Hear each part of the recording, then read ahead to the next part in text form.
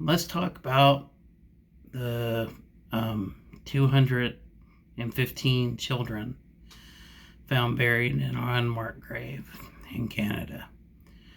These were Native children, known as the First Nation. I'm not sure all the tribal affiliations. I don't mean any offense.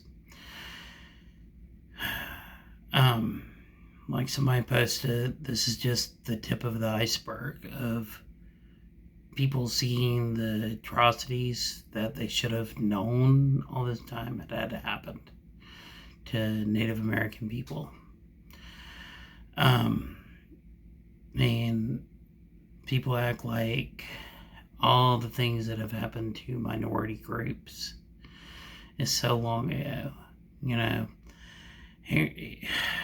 to understand about these boarding schools, these known as Indian schools, and one of the lines of them was kill the Indian and save the man, which was kill our language off, cut our hair off, teach us only white Christian ways, that being the only way we could be. Being beaten, being raped, and everything else if we didn't follow what they said to do. And then when they get out of the boarding schools, they're sent, some are sent back home, but they can't communicate with the people there in the res, especially in the beginning of these schools, the ones that didn't speak English because they were still speaking their native tongue. And they have been taught not to. And just sometimes shun away from the tribe or just didn't know how to fit in, But even worse, in the 1900s, they started busing them around when they got out of these schools, or they go into the res and get teenagers or children and bus them to different parts of the country, tearing apart their culture, tearing apart their heritage. Because you send them somewhere else, they might be able to find other Native people, but that's not the same culture. I mean, just to, assimilate them. And what I said in the beginning, we act like this was so long ago. I mean, some people do. I don't. These schools in Canada closed in 96. I was 13 in 96. A lot of people watching this were alive in 96. We can't keep acting like these type things happened so long ago. And yes, I know a lot of people go to, when people say that, they're talking about black people. And I agree in the same way that wasn't that long ago. Civil rights movement was in the 60s. And not everything changed overnight. And look at the police brutality and the, different other systemic racial issues that are going on everywhere in all these different communities. So yeah, it's still going on.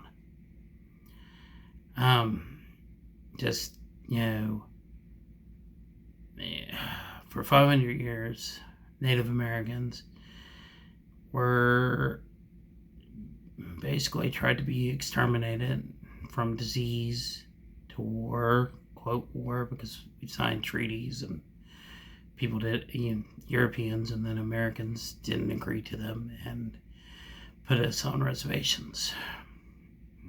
And then when we're on the res, very little food and everything, but also kept shrinking the res, but also taking our children and forcing them to be white, and I know somebody's going to get all ticked off at that, but it's the truth. They wanted to wipe us out of existence. My people, Cherokee, Choctaw, my tribe, not the nation in Oklahoma or the one in South Carolina, but the state recognized tribe I belong to. We were the people who escaped the trail, and we've lost a lot of our culture. We don't have a lot of our cultural ties.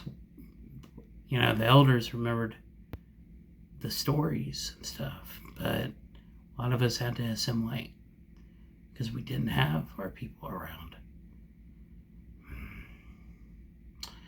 I just pray for the souls of those kids and justice to be done, because, man, there could be people still alive that buried these children, and that shouldn't go unpunished.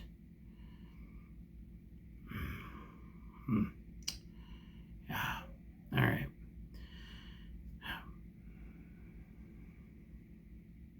I think that's the end of this talk. All right. It's just a thought.